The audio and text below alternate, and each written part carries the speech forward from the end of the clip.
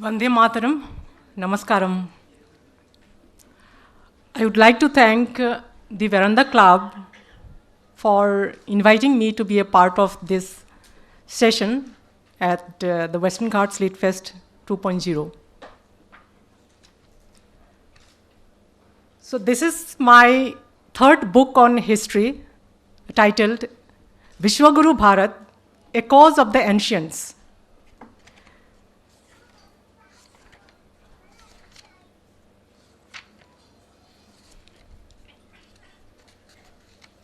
So this is the Itihasa of Bharat. It is the chronicle of the ancient rishis and scientists, of gurus and philosophers, of clans and dynasties that shaped Bharat as a civilization.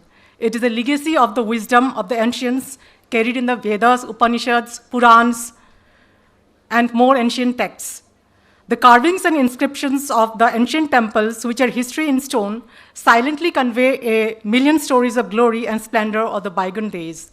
Remnants from the excavations identify Bharat as an advanced civilization. The concept of Vasudhaiva Kutumbakam, connoting the world is one family, is inherent in the civilizational fabric, which continues to this day. This is Vishwaguru Bharat, a cause of the ancients. The Itihasa in this book is validated by historical texts from the ancient to the present period, including the Vedas, the Upanishads, the Samhitas, the Ramayana, Mahabharata, the Surya Siddhanta, and more texts. In addition to inscriptions, epigraphs, carvings, sculptures, remnants from excavated sites, reports from the Archaeological Survey of India, and more.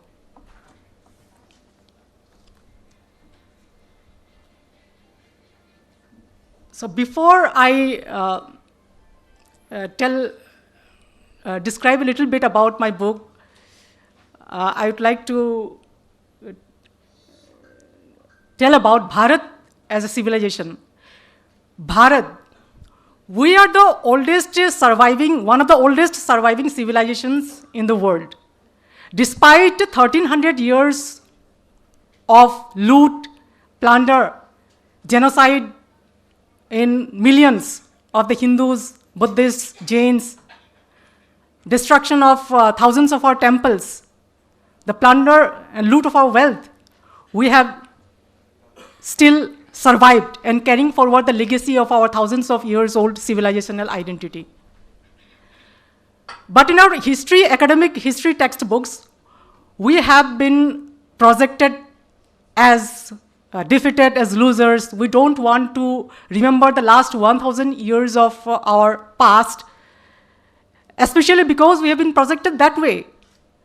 Now, Bharat as a civilization survived only because of the continuous resistance offered by the warriors of the soil from each and every corner of Bharat. And then in our history books, as Anand Ranganathan ji has well described in his talk, that all of these atrocities committed by the invaders have not been told in our history textbooks. They have been projected in good light. So as we grew up, we have read only a one-sided and distorted narrative. We know who Mahmud of Ghazni is, who Akbar is, who Shah Jahan is, who Robert Clive is, and hundreds of all the invaders and their stories. And that is also a one-sided one. But we do not know about who our warrior ancestors are, who saved Bharat, who protected Dharma in the motherland. So we do not know about who Mula Gabharu is, who Kapaya Nayaka is, or who Velu Nachiyar is. The majority of we Indians, we Bharatiyas, we do not know about them. So it is high time these stories are told in our history textbooks, academic history books. Because since the last, say 5 to 10 years, due to the digital revolution, and because we are able to lend a voice, so our voice is being heard through the social media platforms. So these stories are being told by Vikram Sampatji, by Amit Agarwal. There are so many scholars who have written about all of these warriors. I have written a book series called Saffron Swords, Part 1 and Part 2 have already been released. Each part describes 52 episodes of valor of our warrior ancestors from each and every corner of Bharat from the 8th century till 1947. So, but these changes have to happen in the academic level. Then only we will get to know in detail about who our ancestors are, who protected our dharma and motherland during the last 1300 years. Another point is the facts that the scholars present are not easily accepted by the mainstream historians or scholars or the history authorities. So I want to quote an example from Echoes of the Ancients from this book about archaeologist A.K. Sharma. We all know about the distortions of the Aryan invasion theory and the Aryan migration theory, and it has been proved false that this is a fake theory and fake migration theory.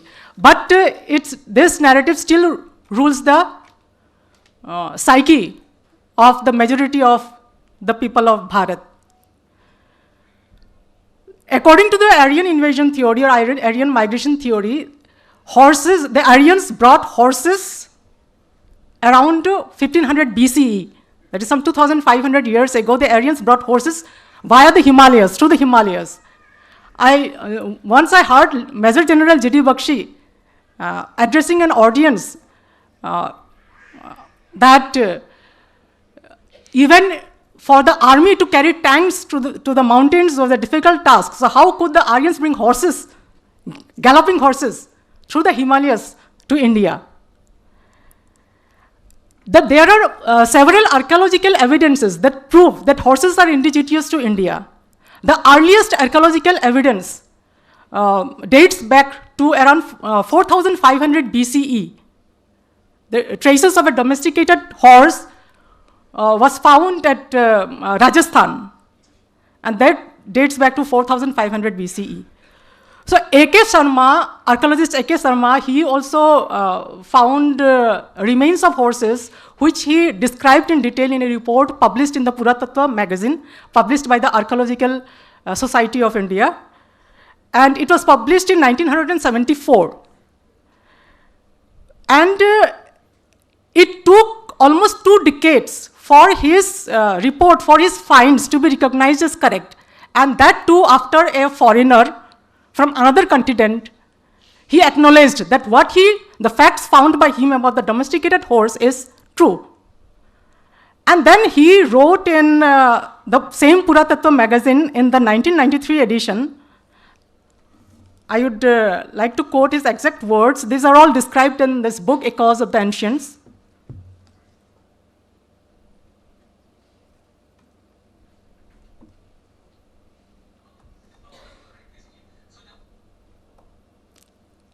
So to quote archaeologist A.K. Sharma, when will we imbibe intellectual courage not to look across the borders for approval? The historians are still worse. They feel it is an attempt on the part of rightists to prove that the Aryans did not come to India from outside her boundaries. But truth must prevail. Science is science. It is neither left nor right. That the horse is an indigenous animal and was domesticated during the times of the Harappans is now proved beyond doubt. Fortunately, the Harappan horse that lay buried under the dunes of ignorance, suspicion, and prejudice of historians and archaeologists alike has now come out unharmed and now stands erect in full view of all. So this is written by an archaeologist himself, A.K. Sharma.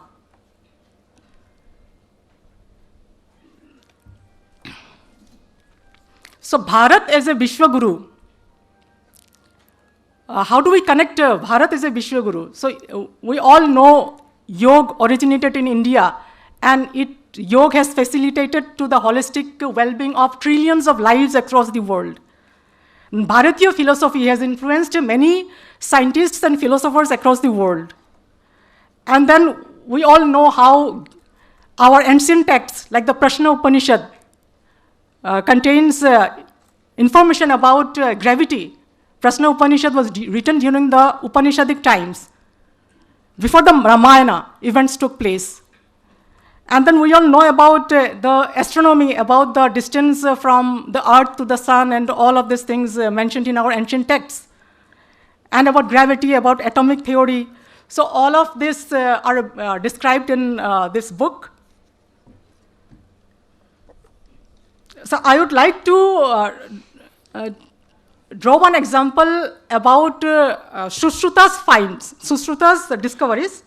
Sushruta is considered as the world's first surgeon.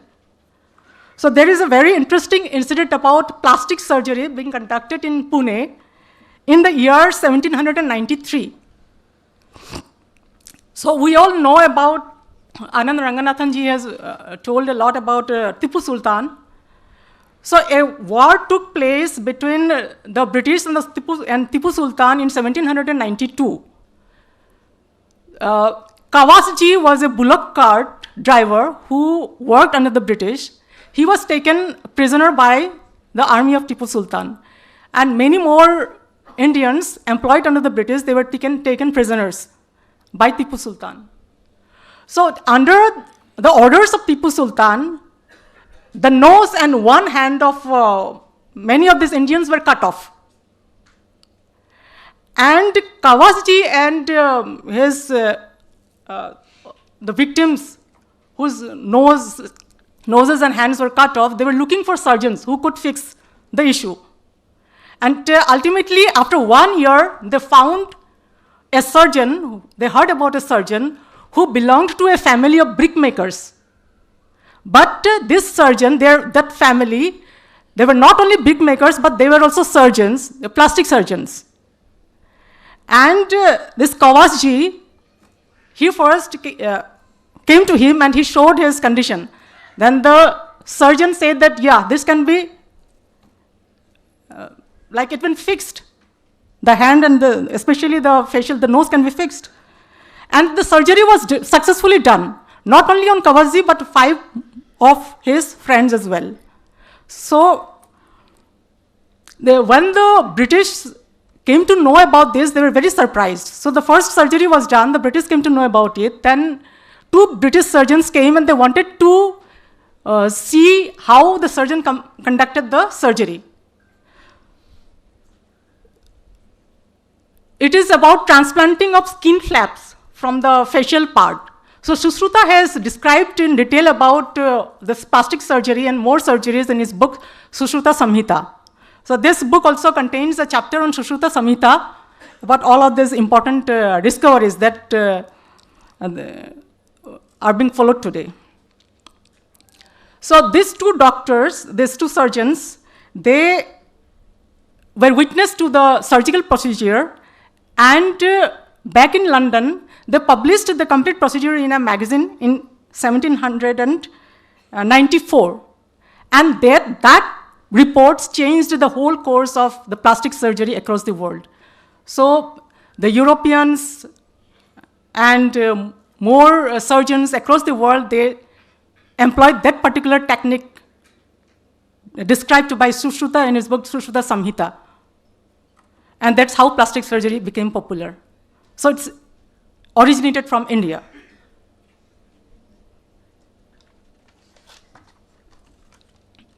Then Cephalogy will be knowing about the Heliodorus pillar. You must, yeah.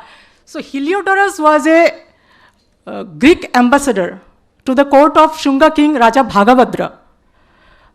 Heliodorus, he became a Vaishnavite, he became a Hindu, he became a devotee of Vishnu, and he built a Garuda Stambh at Vidisha in Madhya Pradesh.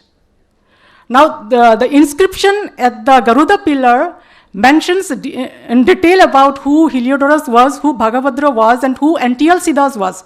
Antialcidas was the Indo-Greek king under whom Heliodorus worked. But that Garuda stamp does not mention about any existing temple, but there are remnants of a Vishnu temple there, or of course the Garuda stamp would be built in front of a temple only, but there are remnants of the temple. The Garuda pillars still stand strong in Vidisha. So when we speak about the timeline of various dynasties in India, it is all distorted. So according to the academic history, the Vedic period started in some 1500 BCE and ended at around 600 BCE. And there are no timelines allotted to the Ramayana and the Mahabharata events. And then there are descriptions of few dynasties. But the truth is, even the Cholas, the early Cholas ruled during the Vedic period. There are many scholars who have been working on the chronology of India. There have been many researches, several researches done. And for example, Nilesh Nilkant Tokji, Vedvir Arya, Prafulla Menki, M.L. Raja, they have worked a lot on the chronology of India. Vedvir Arya has given a detailed description in his books, The Chronology of India, and he has written about all the dynasties and the kings of all the kingdoms across the length and breadth of Bharat. And this chronology starts from the pre-Vedic period, right from Manu till the medieval period.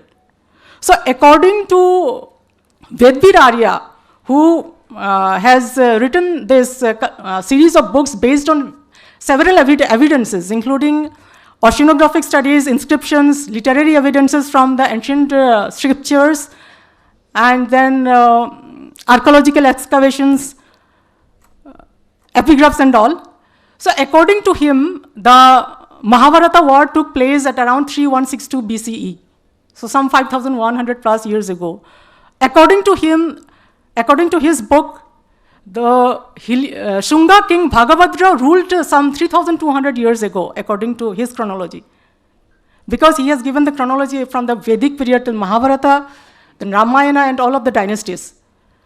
So some 3,200 years ago, Heliodorus built the Garuda Stamp at Vidisa. So according to the inscriptions in the pillar, Heliodorus is described as the son of Dion.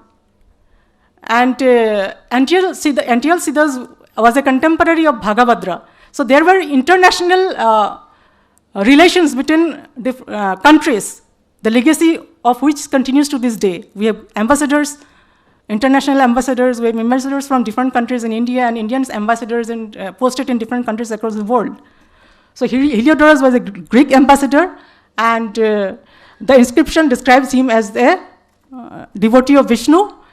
The Brahmins at the court of Bhagabhadra, they welcomed him and initiated him into the Vaishnavite fold. Then I would like to share another anecdote from this book. So debates and discussions were part of the Indian cultural fabric since ancient times. Raja Janak held conferences in his court, inviting scholars from across the country. And the debates and discussions used to continue for several days at a stretch. And we all know how Adi Shankara traveled across the country, meeting scholars in each and every region of the country. And he debated. And he won in every debate. And we all know about this, his debate with Mandana Mishra. Before the debate, Mandana Mishra's wife, Bharati, she was the judge. Even she was a scholar. We have been told that women, according to the fake feminist narrative, it is told that women were deprived of all the privileges in ancient and medieval India. But we have so many thousands of examples of women scholars, women administrators, women rulers. Even women contributed verses in the Vedas. There are 21 women scholars who contributed verses in the Rig Veda only. So Bharati, the wife of Mandana Mishra, was a judge when this debate took place between Adi Shankara and Mandana Mishra. And Adi Shankaracharya, who was a celibate, he said, if I lose in the debate, then I will marry. And Mandana Mishra said, if I lose in the debate, then I will become a celibate. Even Bharati agreed to that condition. And then the debate took place, and then we all know Adi Shankara won, and Mandana Mishra became his disciple. During the earlier times, there was Guru-Shishya relationship not only between the teachers and the students, but this relationship was there amongst the scholars as well. So when the debates and discussions took place, whoever won, he used to become the guru of the other scholars, the scholars who lost in the debate. So in Nalanda University was one of the oldest universities in the world where students from across the world came and studied. So what happened, scholars from Nalanda University used to get invited at the courts of various kingdoms across the country. So there is this king, Bhaskara Barman from Assam, who wanted to invite Huan Sang, Chinese scholar Huan Sang. It was the year 643 CE. During those times, a scholar by himself cannot visit the court of a king. He has to, the authority of the university should give the permission. And for that, the king used to write a letter to the authority of the university. So Raja Bhaskara Barman, he wrote a letter and sent a messenger to the court of, to Silabhadra, one of the teachers of Nalanda University. Initially, his request was not granted. So he sent a letter the second time. Even that time, it was not granted because during that time, Huan Sang was at the court of Harshavardhana, the king from the Pushyavati dynasty at Kanauj. And Bhaskara Varman considered it an insult that his request was not granted. So the third time he sent a letter with a very strict message that Huan Sang be sent to his court. Then during that time, Harshavardhana was on a military campaign. And hence, the king was not there in his kingdom, so he requested Huan Sang to visit the court of Assam. So Huan Sang agreed and he went to Assam. By the time Harshavardhana came back to his kingdom, he was enraged, not seeing Huan Sang at his court. So when he learned that he was in Assam, he immediately sent a messenger to the court of Bhaskara Varman. Then that Huan Sang be immediately sent to his court. Bhaskara Varman refused. Then second time he sent a messenger that if he doesn't send him, he should send his head instead. The king's head. He wanted the king's head instead if he was not sending Huan Sang. At this, Harshavardhana, Bhaskara Varman got very enraged and he set out with a huge army of 20,000 foot soldiers and 30,000 war boats during those times. And the Brahmaputra and the Ganga served as the base for the naval battles. So he set out towards Kanauj, and Harshavardhana was not prepared for war. He welcomed Bhaskara Varman with open arms. And then because he had come with a huge army, and immediately Harshavardhana thought of arranging a conclave, religious conclave. He first arranged a conclave, a conference at Kanauj, and then after the conference was done there, he again held a conference at Prayag. He invited 18 speakers from all kings from 18 different kingdoms, and all the kings participated. And there, Raja Bhaskara Varman exhibited his military prowess. So this is how the legacy of conclaves and conferences have been carried forward since the time of the Upanishads, since the Upanishadic times. And there's LitFest, WesternGhats LitFest, and many other LitFest and conferences are all part of that legacy that we are carrying forward.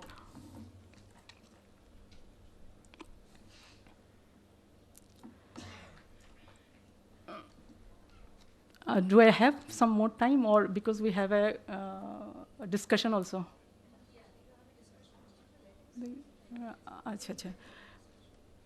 Yeah. So this book has 19 chapters.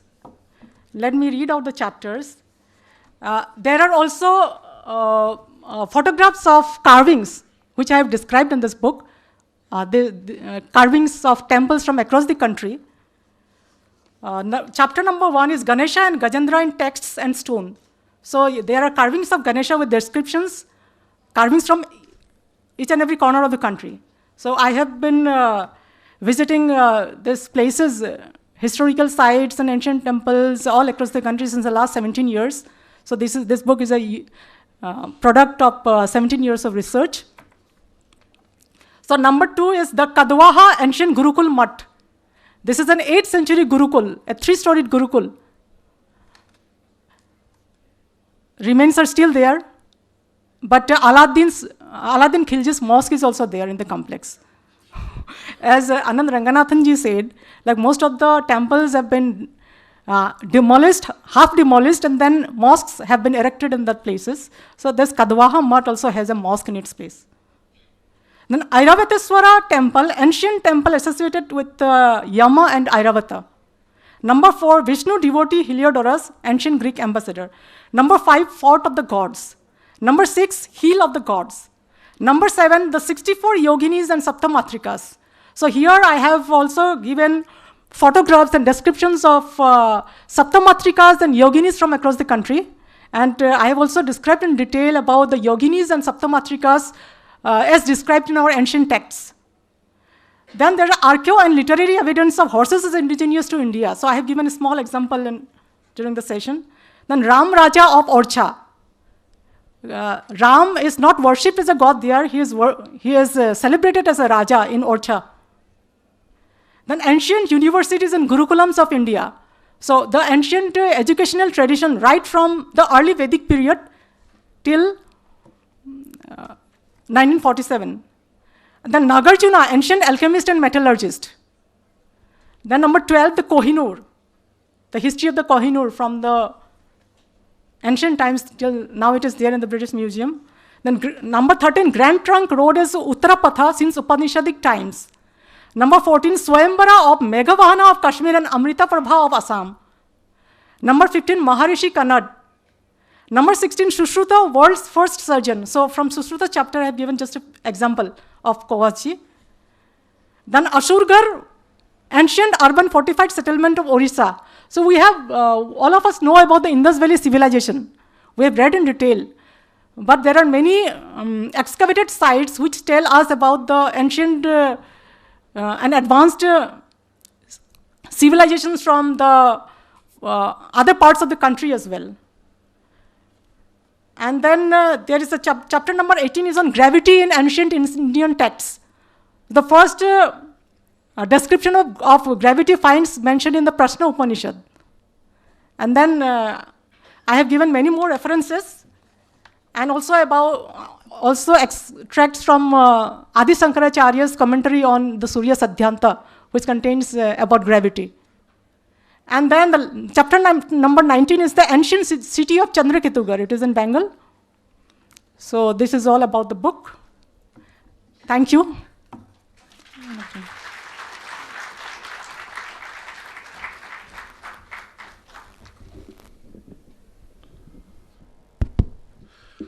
Thank you, Manoshi, for this wonderful synopsis of your book. And Sadar Pranam to this august assembly of people over here. It's really an honor and privilege to address all of you. And I'm so happy, the last session that we had between Anandaji and Sarupji, first time in a LitFest that I saw someone speaking about the importance of heritage walks for the children and linking them to the academics. I, being a heritage researcher, explorer, and a heritage walker myself, my areas of research and walk spread across Kurukshetra, Vrajmandal, Orissa, and Madhya Pradesh, particularly the Malwa, the ancient Malwa. Alamgir Aurangzeb, one day was taking a stroll on the Agra fort, okay? And there used to be a 2 man ka ghee ka diya, which used to be lit on top of the Katra Keshav Dev. And he saw that, and that enraged him so much that the next day he issued the Farman. And Dr. Meenakshi Ji, as she rightly says, the Mughal Sarkar or a Farmani Sarkar. But unfortunately, this Farman was used, and which is not quoted anywhere. This single Farman was used to take down entire Vrajmandal. When I say entire Vrajmandal, it means all these sandstone structures which even Akbar had commissioned to some extent across Vrindavan, Mathura, Govardhan, Gokul, everywhere. Fortunately, our deities survived. Why? And Dr. Meenakshi Jain has referred this in his books, Flight of Deities and Temples. Why did it survive? Because the Mughal court had a lot of Rajput chieftains, okay?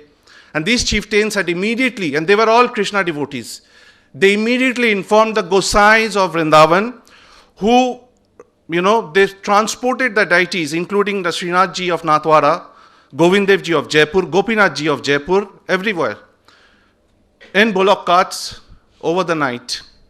And just to quote you one example of that, I will talk about Govind Dev Ji only, from a heritage perspective, being a heritage explorer and researcher. Govind Dev Ji's DT took 44 years, 44 long years from Vrindavan to reach Jaipur. And I salute personally when I read those texts, how it survived. The resilience, the bravery, the courage, the sacrifice of the Gosais of Vrindavan was astounding. No less than the Rajput princes who fought the Islamic invaders. They took the traversing way through jungles and whatnot to avoid the Mughal forces, and then it reached. And this structure of Govind Dev Ji, which is the most opulent structure, which Frederick Solomon Grouse in his book Memoirs of Mathura explains is as poetry on stone, was the most opulent structure to come up in the 700 years of peak Islamic rule which North India had experienced. It was a 7-story building which was brought down by Alamgir to 3-story. And what is not publicized today, we know Katra Keshav Desji's Vigraha was taken down in Agra and placed on the steps, similar to what Iltutmish did for the Ujjain Mahakal Vigraha. But what he did, since the Vigrahas was not there, you should know about it. The Vigrahas was not there, so what he did, he built a mazar on top of the 3rd floor. So that every day, people can go up, offer their prayers, और उसको रोनते हुए जाएंगे ऊपर तक. It was Frederick Solomon Grouse, the district collector of Mathura, who was there between 1868 to 1874, who took this step of bringing down this mazar. Had it not been Mr. Grouse, probably we would have been fighting another Kashi. And I don't know how to put this. ASI has doing, we all know how ASI functions. And, just to give you one small example from Dwarka. Dwarka, that has been excavated by Professor Emeritus Dr. S.R. Rao, is still not complete. The real Dwarka is still 15 kilometers from Ved Dwarka. Satellite analog images are available today to show. And would you believe me, the Bohra boatmen who are there building boats for last few centuries, even today along with the local pilgrims or devotees, go by boat 15 kilometers inside the sea and then pour milk on the water because Krishna's Mahal is down there. And why it is important to understand our Puranic texts, because Professor Rao clearly mentioned in his book, basis the findings, archaeological findings, oceanographic findings that were done by him in Dwarka, that only the tag is missing, that it is Krishna's Dwarka. Because the walls of Dwarka, Dwarka means a walled city, the walls of Dwarka, the seals, the Harappan seals, they exactly matched with whatever has been mentioned in Mahabharata or the Harivansh Puran. People don't read Harivansh Puran. Harivansh Puran is the lineage, Harika lineage, Harika Vansh, Hari's lineage. It speaks of Krishna's lineage, Vasudev's lineage, the lineage of the Vrishni clan of Yadavas and the Andhakas. Now, from a heritage perspective, we had this Indraprastha talks organized by Draupadi Foundation somewhere in July, and where I was also presenting a paper on Vraj, and many senior officials from ASI had come. So my question to one of the very senior officials from ASI was on Dwarka. What are you doing on Dwarka? Why are you not banning or taking up with the Ministry of Culture and Government of India to ban maritime shipping in Dwarka? It is damaging the structures. Even if 20 years down the line, you start digging, you send underwater divers, you will not find anything. He said, why? What's your concern? My concern is the petroleum products. My concern is the sonar radiation, which is damaging those structures. And you know what that gentleman had to say? इतने सालों से है ना, रह जाएंगे, चिंता ना करिए, पानी के इतना नीचे है ना, रह जाएंगे. So this is what our understanding, our sensitivity towards our heritage is. And I'm so happy that Swarupji is taking a lead in taking our children to the sites and explaining them. I conducted 3 discussions very recently in the last 2 months. One is with IIT Kanpur, IKS division. One was recently, just 2 days back, with the Sharda University in Greater Noida, and the other one was with the Indian Institute of Travel and Tourism Management in Bhubaneswar. Would you believe me? Not even 2% of the students have heard about what is a Puran and what is an Upanishad. Sharda University, Greater Noida, right in the heart of the capital.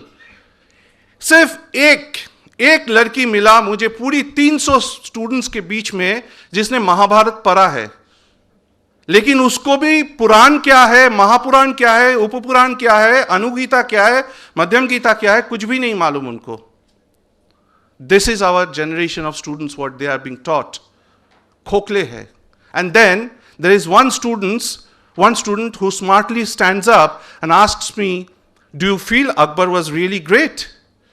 Do you feel Mughal cuisine is not contributing? I said, what? Why are you going by Mughal biryani? There is Pakadarpanam by Nal, which speaks of biryani. Why are you not looking at the temples with the Cholas or the Eastern Ganga dynasty who built Konark Sun Temple or the Jagannath Temple and contributing to the economy of India? Even today, these temples are forming the backbone of those cities. You take away those temples, the entire city will collapse. You don't talk about that, and you only look at Mughal architecture. What architecture are you talking about? You don't look at the architecture of the Jagannath temple. You don't look at the architecture of the Brihadeshwara temple. Someone was speaking exactly about on those lines. Yeah, so this is our culture. This is our cultural understanding. Then there is one of my heritage foundings. Along with Kurukshetra, I also cover Panipat because that's historically very important. And believe me, ladies and gentlemen, nobody visits Panipat. And there is so much to see in Panipat. The museum that is there, capturing arms, ammunitions from the 3 battles that were used. And then there is the park of Kala Amb. Mind the name Kala Amb. Black mango trees. And an epitaph or a cenotaph, whatever you say, has been built over there in the same place where Sadasiv Rao Bhau lost his life fighting some 20 plus Durrani Senas. And what people don't know and what is not quoted in our history books, and I was talking to Vikram Sampatji and Anandji is there, we were talking in Indraprastha talks, that why the Peshwa Daftari records are not today being considered for rewriting the Maratha history or even the history of Bharat. Why the Peshwa Daftari records? Why Bhaushivanchi Kaifiyat is not being recorded? Bhaushivanchi Kaifiyat gives you so much of information on Maratha history. That's not used. Now, having said so, people in Panipat, the residents of Panipat don't know what happened in Kalam. So let me tell you that as well. That is the place where Sadasiv Rao Bhau's head was cut off. The 11 Maratha generals whose body was traded by the great Kashi Raj, whose name is never mentioned in enough our history books sufficiently. Kashi Raj, Hindustan, Bharat, the Hindus, the Marathas and all the Indians owe a big thank you to Kashi Raj, because he was the person who stopped Ahmad Shah Abdali from taking the body of Peshwa Vishwas Rao, the son of Peshwa, Vishwas Rao. He was very handsome, very beautiful, and Abdali was so enamored by his looks, the dead body, he wanted to take it back stuffed. Would you believe me? They wanted to take it back stuffed. It was Kashi Raj who stopped it. The head of Sadasiv Rao Bhau Sahib का जो sir था, उसने बरखुरदार खान ने अपने tent में उसको छुपा के रखा था. He wanted to trade off. और काशी राज को जब अपने गुप्तचरों से इस चीज का पता चला, उन्होंने अब्दाली के पास चला गया. Kashi Raj paid 3 lakh rupees on those days for the body of these 11 Maratha generals, including the head of Sadasiv Rao Bhau, after which proper cremation was done for these 11 generals. And we don't speak of Kashiraj. This is our history. So with this, I will open up a little bit of question answer session for Manoshi. So Manoshi, going back, yeah. No, I just have a question for you. So Manoshi, you have mentioned about the Uttarapath. And if we really look at from our Puranic texts, I don't know how many of you are aware, on the Kaurava side, we had Anga, Vanga, Kalinga and Pragjotishpur, today's Assam. And Narakasu's son, Bhagadatta, who had a huge elephant army, was participating in this war on behalf of the Kauravas. And all this entire might of elephants and chariots and the Chaturangi Senas from Anga, Vanga, Kalinga and Pragjotishpur traveled by Uttarapath to Kurukshetra. Swayambhu Manu, in his Manusmriti, when he defines the boundaries of Brahmavarta or Brahmarshi Desha more focused on Kurukshetra region, the 48 coast Kurukshetra Pavan Bhumi, but he describes the entire Aryavat over that time by the term Brahmavarta, of which the southern tips consists of Khandaprastha or Indraprastha. And he mentions on Uttarapath what are the key towns, including Madhupuri or Madhupura or today's Mathura. And he also mentions the importance of Mathura because he was very affectionate about his grandson Bhakta Dhruv, who, penest or, did his moksha in Madhuban, in Mathura, outside of Mathura. Today it is around 10 kilometers outside of Mathura. So, Manoshi, how have you mapped the journey? If you can give a brief synopsis of Uttarapath for the benefit of the audience. Yeah, there is a chapter dedicated to the origin of the Uttarapatha in this book. It is described in detail here. So it is Uttarapatha, which we today know as Grand Trunk Road or GT Road. So if we search in Google, who built the GT Road, then immediately the name of Surya Sarathi pops up. He ruled only for 6 years, and this road is attributed to him. So I have found, I did a Google search and found many links hailing Surya Sarathi as the founder of the GT Road. So it has been there since Upanishadic times, since the Ramayana period. All these Ramayana events took place, even Gandhara, that Bharat used to go to Gandhara in a chariot from Ayodhya to Gandhara via the Uttarapatha road. Then there is a description of the Uttarapatha in the Mahabharata and various more historical records. Then King Ashoka and his followers and his later kings from other dynasties, also they rebuilt and maintained the Uttarapatha road, and Ashoka not only maintained and beautified the road, planting trees on both sides, but also he built wells and rest houses. And this legacy was further carried forward by the other kings. Ashoka not only beautified the Uttarapatha road, but also the Dakshinapatha road. He contributed. Under his patronage, rest houses and wells were built along the Dakshinapatha road as well. And then Surya Sarathi, he only extended a few kilometers, and he also added more wells, etc. But this narrative has to change.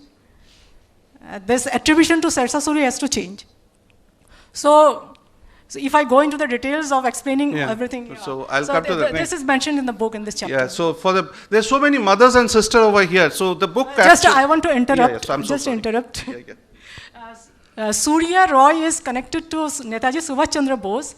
His grandfather Satish Chandra Roy was the owner of Roy Villa, where Netaji Subhash Chandra Bose, during the election period for provincial autonomy in 1936, stayed at his grandfather's house for 3 days.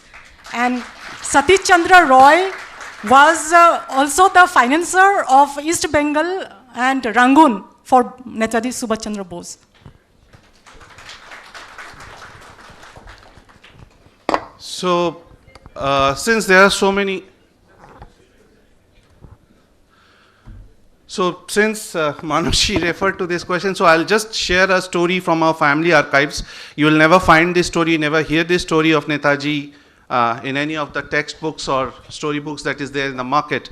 So this was 1943, and this story comes from my great-grandfather to my father and then to me. So it was 1943, the Bengal famine was ravaging Bengal, 3.5 million people dead, and people were not getting a single piece of rice at that point of time. So during this time, my grandfather and few of his friends had, organized a special dinner for Subhash Bose in Rangoon by the Rangoon Bengali Association. So Mr. Bose or Netaji, when he came there and saw the array of foods that are being offered to him, the best of the best dishes, he started crying like a child, Food ke do rahe the. And everybody was puzzled what happened to Bose. And after some time when he settled down, he said, मेरे घर में लोगों को दो time का क्या छोड़िए एक दाना चावल नहीं मिल रहा है और मैं ये सब कैसे खाऊंगा. I cannot eat. So, however, on persistence from my grandfather and his friends, he did have a little bit of dal and little bit of boiled, potato. That's it. This much. This much. That is the greatness of the man. There are some other stories also, but in the interest of time, I will not share that. But these are stories and which really resides with us family even now. And a big thank you to Professor Kapil Kumar, the curator of INA Museum in Red Fort, who enlisted our family last year into the government records in the family of revolutionaries. Thank you. So since there are so many mothers and sisters, and you have very nicely captured the Chaucer Yoginis, that's very near to my heart, because I travel in Orissa a lot and in MP, and these two states have a lot of Yogini temples. Morena, in middle of Chambal Valley, Dakuo ne unko bacha ke rakha tha. Both Bateshwar and, Morena. Mitavli, in the district of Mitavli and Paravli. So, Mitavli mein hai. And then there are two Yogini temples, also in Orissa. One is in Hirapur, just outside of Bhubaneswar, and the other one is in Ranipur Jharial, but they are in smaller forms. But what people don't know largely is who are these Chaucer Yoginis. So just to say a little bit about it, when Mahamaya saw Rakta Bij replicating from the blood, he created Yoginis, okay? And these Yoginis were the female forms of the male gods, like Varaha ka Varahini, Brahma ka somebody else, and like that. So Chaucer Yoginis were there, and their main job was to drink the blood of Rakta Bij so that the duplication or multiplication doesn't happen. So that's basically, in short, what Chaucer Yogini has, and they are very ferocious forms of Yoginis, tantric, and I have seen some very fearful sights in all these temples, especially after the evenings, people cutting off their tongues and offering, So even worse than that. They're very powerful goddesses. Once you have their power, you can do anything and everything, actually. So, Manoshi, what inspires you to capture the Yogini Kala, or Yogini cult, or Yogini Tattva? I don't love to use the word cult. I prefer to use the word Tattva. And how do you see it evolving over a period of time in Bharat? So the worshipping of the Saptamatrika or the Ashtamatrika has been prevalent since the BCE period. There are so many temples, not dedicated only to the Saptamatrikas, there are temples dedicated to Shiva, Parvati, Vishnu, that have panels of Saptamatrika in the temples. And there is a Yogini temple in Coimbatore as well. I think not many in Coimbatore are aware of the Yogini temple. Share the name. But even I tried to, during my last visit to Coimbatore, I tried to find out the temple, but I couldn't find it.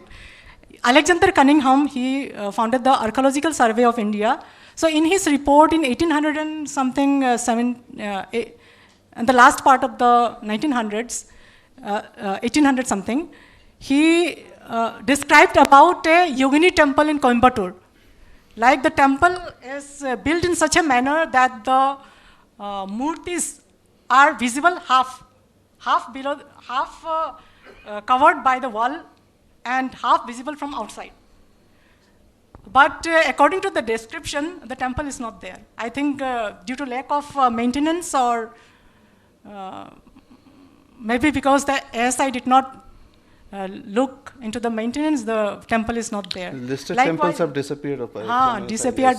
Now, likewise, there are many thousands of temples in ruins across the country. When we visited, myself and my husband, we visited the Yogini temple in Khajuraho.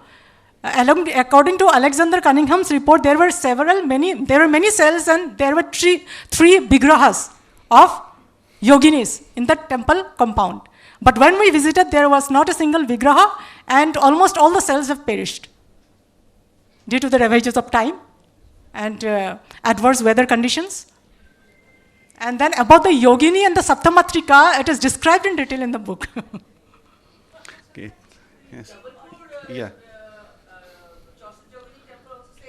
Yes. So there are 64 temples in line with 64 yoginis across India. So we will open up for the questions. So we'll not be able to take more than 2 questions. I think one gentleman at the back had a question. So I don't know.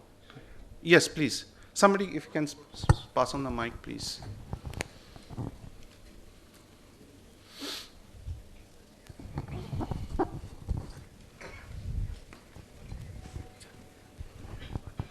Manoshi ji, this is to you. There has been records of Bagor stone in upper Paleolithic age, deities, which was done together by University of California and Allahabad University together. And if I remember that, is that something which you have put in the book, or is there anything before that also that has come up where this, any of this ancient deity worship is there? Yeah, there are instances, there are remnants of, excavated remnants of the mother goddesses in the excavated sites of the Indus Valley. That also finds a little bit of description, but the archaeologists themselves and many historians and the Western researchers as well, they do not consider them to be yoginis. But they are the representations of the mother goddess, that is Devi, Shakti, Pashupati and Shakti. Yeah. And at Chandraketugarh, there are archaeological remnants of several mother goddesses. I think there's a Yakshini. Yeah, it is described as the remnants have been described as a Yakshini, but behind the head, 10 hands along with the weapons are shown. So that also represents a representation of Ma Shakti only. Yeah, my question is it the earliest one is on Chandraketugarh dates back to more than 2,500 years. 3,000 to 2,500 years.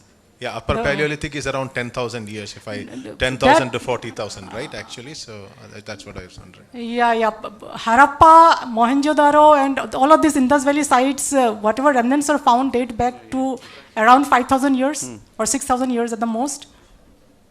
Okay, thank you. Thanks. Any more questions? Else we'll move to the book launch. Okay, one question from this side.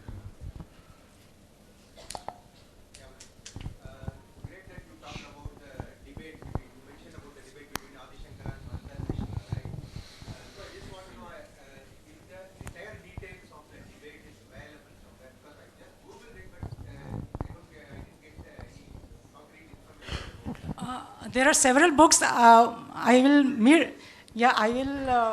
maybe after this session we will meet, and I'll take your number and I'll provide the book link. Okay, thanks.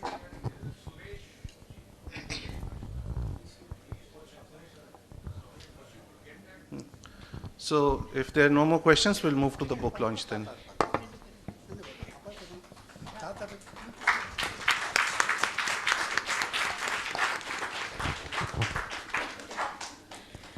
I request Shafali Vaidya ji, Vishnu Shankar ji, Sundar Ramachandran ji and Anant Rangnajan ji to come up to the stage to release the book.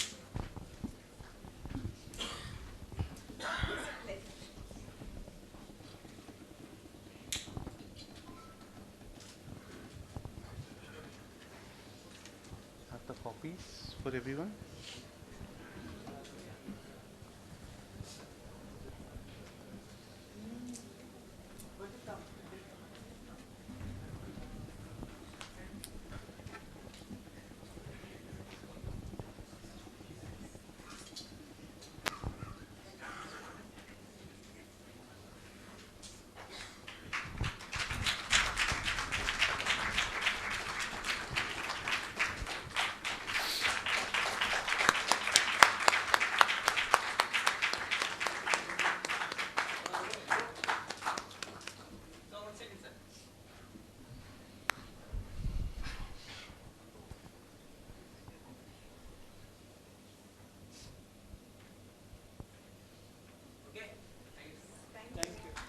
I request Srimati and Sri Pradeep Menon ji Just to present the mementos. Vishnu ji, I would like to request you to say a few words about the book because he has read the book and given a quote of appreciation for this book.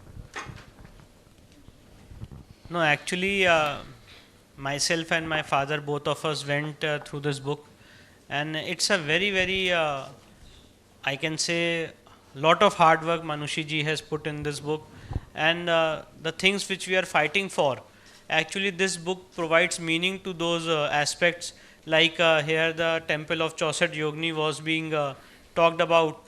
If anyone goes and visits the temple of Chauset Yogini, the same architecture has been followed in today's Indian Parliament. The same architecture. Old Parliament. Old Parliament. And the best part is that all of those Yogini temples are on the same architecture. Same architecture. All. Thoda bada hai, thoda chota hai. So actually the architecture which we had, the rich cultural heritage which we had, and what was the meaning and the devotion which was involved in various forms of our god and goddesses, everything has been so nicely described by Manoshi ji. And this book is seriously, I feel it's a great, I can say it's a great gift for all of us.